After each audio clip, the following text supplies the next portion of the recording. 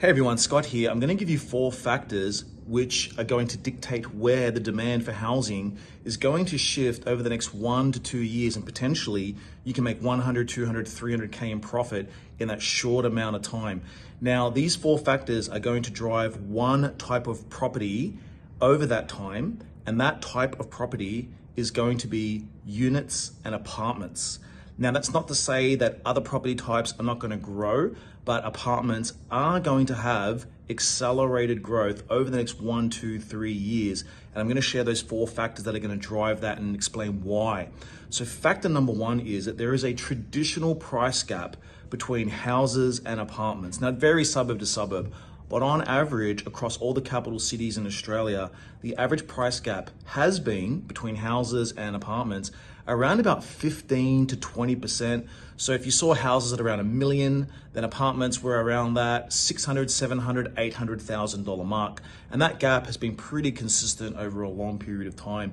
What happened though during COVID and post-COVID over the last 4 to 5 years is that houses have rocketed ahead over and above apartments and have left apartments behind lagging. So that price gap now across all the capital cities, that average price gap has jumped from around 15, 16, 17%. It has now jumped to 45, 50%, okay, on average. So as you can see, that gap has really increased because a lot of demand has gone to houses. Many people work from home now, so many people would look at apartments because, hey, they're thinking, I want to be close into the employment, I've got to go to work every day.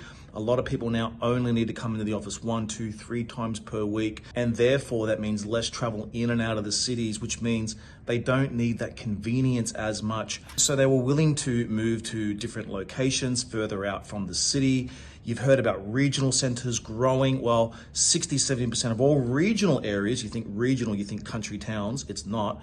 Regional areas are places like the Gold Coast, places on the fringes of Sydney and Melbourne, like Geelong, the South Coast in Sydney, the North Coast in Sydney. That's where the bulk of the price growth in terms of regions has actually occurred. So a lot of people have moved out to these areas knowing they can afford a house out there. It's further away from the CBD, further away from major employment hubs, but it's affordable and they don't need to travel as often. So that took the sting, that took the demand off apartments for that period of time.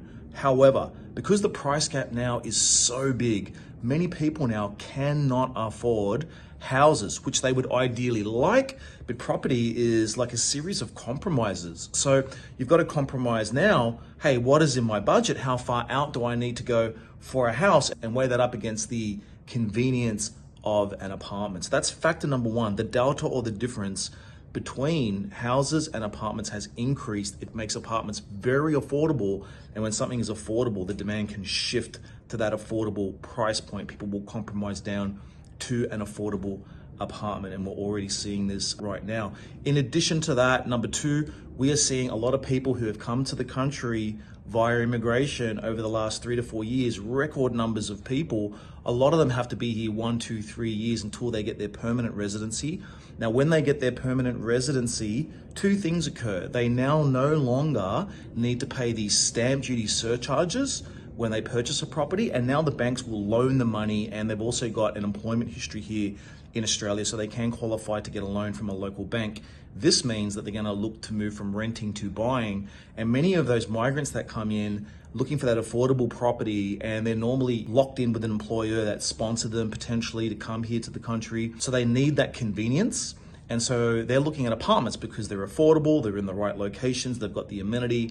A lot of them are quite young people, young students moving into work, or young working people, okay, that are in the peak of their careers. Having that proximity to the office is very important to them, and of course the affordability. That's factor number 2. You've got all these migrants coming in. Factor number 3 is downsizing. So we're going to see record numbers of baby boomers starting to retire. Now, many of them won't have the super set aside to be able to retire and live off their super. So what they will look to do is maybe take their home, 1.8 million, 2.5 million, 3 million, sell that, and maybe buy an apartment for 1 million, 1.5 million, 1.2 million. And, they want these strategic apartments. They don't want these rubbish apartments. You gotta be very careful about what apartments you look at, but they want those key, beautiful apartments, strategic apartments, I call them. And they want to downsize into these apartments. They don't want the backyard. They don't want the gardens. They want proximity to cafes, the family. They want to stay in the cities. They don't want to move too far out. And so they are actually selling their homes and buying these apartments in cash. And we are seeing a lot of cash purchases across the country right now. In fact, up to 25 to 30% of all properties purchased are cash purchases. Okay, the next thing is overseas investors. Now, overseas investors love to buy off the plan apartments. They've always done that, and they're starting to come back in because the returns that they can get in other investments are not as good as coming here to Australia. And there actually is some talk of winding back the foreign investment rules, making it easier for foreign investors to bring money here. So potentially what we can see in the next 1-2 years is more foreign investment in off the plan apartments, boosting those prices there as well. Lastly is investors. Now, for many investors, many investors are not billionaires. They're just ordinary average Australians that want some property so that they can have some capital growth and have an asset there for when they retire. 70% of investors only ever get one property. One of the big things that investors look for is cash flow and a high rent versus or against the price that they've paid for the property, which they call the rental yield, right? So on an apartment, you're always getting 1, 2, sometimes even 3% more rental yield than what you will on a house. So it makes sense for a lot of investors that are very cautious on the cash flow. They want to set and forget property. Even though there's strata, the bulk of strata is like setting aside money for maintenance, setting aside money for taking care of the property, insurances, which you've got to pay on a house anyways. There's a few misconceptions there around strata. So a lot of investors are looking at apartments as well because they're affordable and the rents are very high. I'll give you a really good example. A client of mine got a off the plan apartment. They paid $450,000 at completion, valued up at $700,000, and it's currently renting out for about $590, right? And they only paid $450,000. So that's pretty much a positive cash flow apartment, which has had capital growth, and many investors are looking at that, seeing those gains and wanting to get that as well. Now, I also want to add in that Oxford Economics predict that the Sydney house price